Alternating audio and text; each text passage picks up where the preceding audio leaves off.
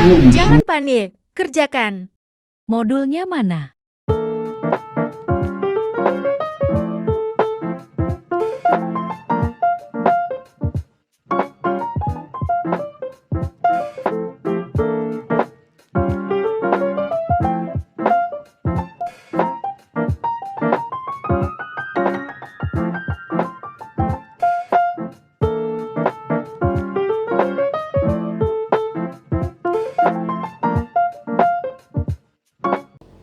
Salam bahagia teman-teman, saya Runini Arsiti, mahasiswa PPG Prajabatan Gelombang 2 2023 Universitas Negeri Makassar jurusan PGSD kelas 006. Kali ini saya akan menelaah dan mereview modul sebelumnya, di mana modul tersebut ditulis oleh Arina Firdaningrum di SD Negeri Tampak Bejo tahun 2023. Kita bisa lihat di sini mata pelajarannya ada mata pelajaran matematika, kemudian kelas 4 dan fase B.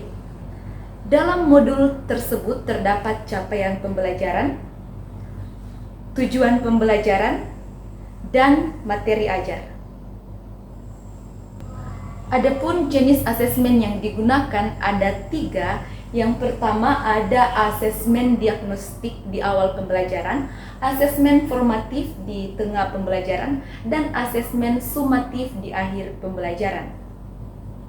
Asesmen diagnostik itu dilakukan secara lisan atau dalam bentuk wawancara, sedangkan asesmen formatif dilakukan secara observasi dan juga tes tertulis, dan terakhir asesmen sumatif dilakukan melalui tes tertulis. Bagian mana dalam asesmen tersebut yang menunjukkan kesesuaian dengan tahapan perkembangan peserta didik? Jelaskan. Bagian asesmen yang sesuai dengan perkembangan peserta didik adalah asesmen formatif. Mengapa asesmen formatif ini dikatakan sesuai dengan perkembangan peserta didik? Karena melalui asesmen formatif yang dilakukan di tengah pembelajaran, kita dapat mengetahui perkembangan peserta didik itu sudah sejauh mana, mulai dari asesmen diagnostik sampai asesmen formatif. Kita sudah tahu perkembangannya peserta didik sudah sejauh mana, dan apabila masih ada yang kurang kita akan tambahi atau kita akan melakukan perbaikan dalam kegiatan mengajar. Bagian mana dalam asesmen tersebut yang menunjukkan kesesuaian dengan perlunya mempertimbangkan aspek lingkungan budaya dan karakteristik peserta didik? Jelaskan. Asesmen yang sesuai dengan lingkungan budaya dan karakteristik peserta didik adalah asesmen di awal pembelajaran yang disebut dengan asesmen diagnostik. Mengapa asesmen diagnostik dikatakan sesuai dengan lingkungan budaya dan karakteristik peserta didik? Karena melalui asesmen ini kita dapat mengetahui budaya peserta didik itu bagaimana, budaya peserta didik yang A, B, C, dan D serta selanjutnya tentunya berbeda antara satu dengan yang lainnya beserta karakteristik. Sehingga melalui asesmen ini kita dapat merancang kegiatan pembelajaran yang sesuai dengan minat, motivasi, karakteristik, dan juga budaya peserta didik. Bagian mana dalam asesmen tersebut yang menunjukkan kesesuaian dengan kemampuan peserta didik? Jelaskan. Asesmen yang disusun oleh penulis menunjukkan kesesuaian antara kemampuan peserta didik mulai dari asesmen awal, asesmen tengah, dan asesmen akhir. Mengapa demikian? Karena asesmen awal ini menunjukkan bahwa kita akan mengetahui kemampuan peserta didik itu sudah seperti apa. Kemudian di tengah kita akan mengetahui kemampuan peserta didik itu sudah berkembang dari awal hingga tengah sudah seperti apa. Kemudian di akhir kita akan mengetahui kemampuan peserta didik dalam satu periode pembelajaran tertentu, misalnya dalam waktu 1 semester. Bagian mana dari asesmen tersebut yang menunjukkan kesesuaian bahwa sudah memberikan ruang bagi peserta didik untuk memberikan umpan balik terhadap proses belajar mereka? Bagian dari asesmen yang menunjukkan adanya umpan balik dari peserta didik terhadap guru dan juga terhadap proses pembelajaran mereka adalah asesmen di tengah pembelajaran yang disebut dengan asesmen formatif. Hal ini dikarenakan karena dalam asesmen formatif ini kita dapat mengetahui perkembangan peserta didik sudah sejauh mana, sehingga peserta didik juga dapat merefleksi atau mengevaluasi dirinya.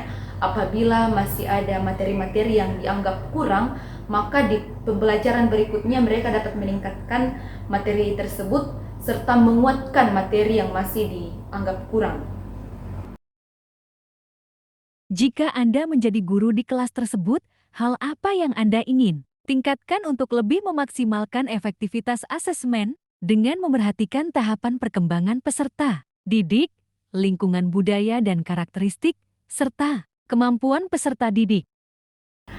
Jika saya menjadi guru di kelas tersebut, ada beberapa hal yang akan saya tingkatkan untuk meningkatkan efektivitas asesmen yang akan saya berikan. Mulai dari asesmen pertama, yaitu asesmen diagnostik atau asesmen di awal pembelajaran. Dalam asesmen ini saya akan meningkatkan asesmen tersebut dengan menilai motivasi, minat, budaya, serta karakteristik peserta didik, sehingga melalui faktor-faktor ini akan membuat saya merancang kegiatan pembelajaran tentunya sesuai dengan karakteristik peserta didik tersebut. Yang kedua, asesmen di tengah pembelajaran atau asesmen formatif, saya akan meningkatkan observasi terhadap tingkah laku dan juga perkembangan peserta didik, perubahan hasil belajarnya, dan apabila peserta didik tersebut masih memiliki kekurangan di bagian mata pelajaran tertentu, maka di proses pembelajaran berikutnya saya meningkatkan atau menguatkan materi tersebut yang dianggap masih kurang. Ketiga, asesmen di akhir pembelajaran yang disebut dengan asesmen sumatif.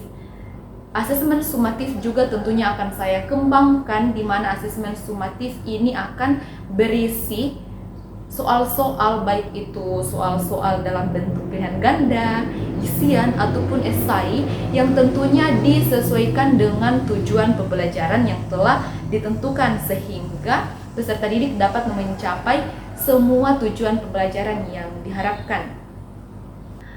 Demikianlah hasil telaah dan review saya terkait dengan modul yang disusun oleh Arina Firdaningrum. Semoga melalui hasil ini dapat meningkatkan pembuatan asesmen di masa yang akan datang, tentunya sesuai dengan tujuan pembelajaran. Sekian dan terima kasih. Salam bahagia.